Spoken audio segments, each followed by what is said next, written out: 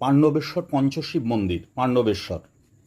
আসানসোল কিংবা দুর্গাপুর থেকে পাণ্ডবেশ্বরগামী বাসে পাণ্ডবেশ্বর ক্ষেত্রতে নেমে টোটো করে পঞ্চপাণ্ডব শিব মন্দির।